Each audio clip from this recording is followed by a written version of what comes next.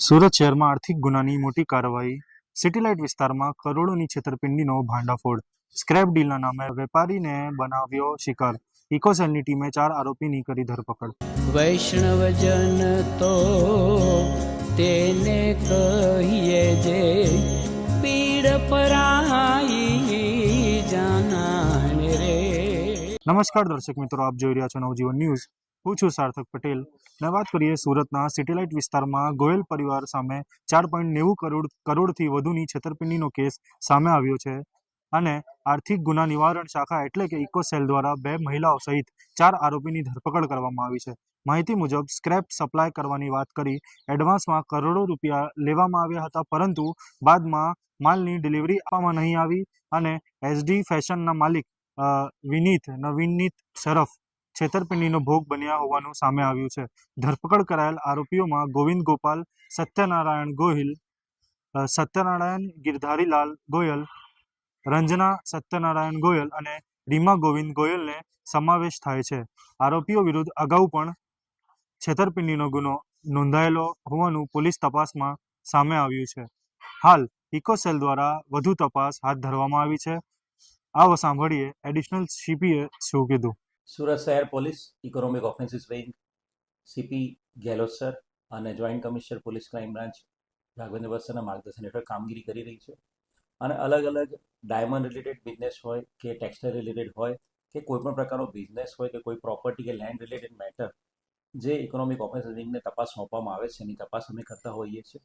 અને આ જ અનુસંધાને એક સ્ક્રેપના માલની વેચાણ કરવાની અને એને સ્ક્રેપનો માલ ખરીદ્યા પછી એનું પેમેન્ટ બાબતે એક ફરિયાદ અમને મળેલી હતી અને એસડી ફેશન એ અમને ફરિયાદ આપેલી હતી કે ભારતી ફેશન એના જે ડિરેક્ટરો છે સત્યનારાયણ ગોયલ, રંजना ગોયલ, રીમા ગોવિંદ ગોયલ અને આ ડિરેક્ટરો વતીથી આજે મેઇન એમનો જે કામગીરી કરનાર વહીવટ કરતા જે ગોવિંદ ગોપાલ ગોયલ, આ 4 લોકોએ ભારતી ફેશનના નામે એમણે અલગ અલગ કન્ટ્રીઝમાંથી ખાસ કરીને મેઇન દુબઈથી સ્ક્રેપના માલને એ લોકો ઇમ્પોર્ટ કરતા હતા અને આ સ્ક્રેપનો માલ એ લોકો એસડી ફેશનને એ લોકો વેચતા હતા.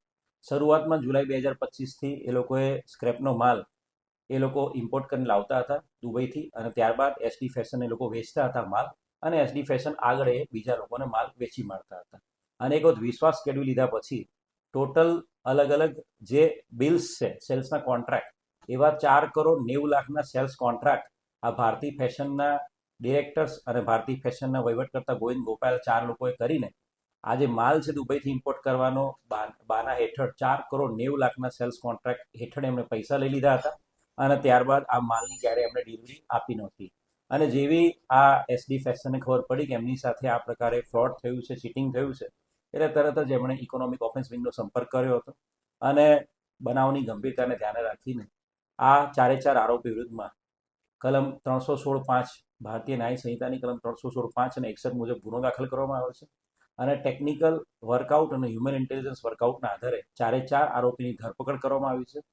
આ 4 જે આરોપી છે સત્યનારાયણ ગોયલ, રીમા ગોયલ, રંजना ગોયલ અને મુખ્ય ગોવિંદ ગોયલ, આ 4ની ધરપકડ કરીને આજે એમને સમય મર્યાદામાં કોર્ટમાં પ્રોડ્યુસ કરવામાં આવશે.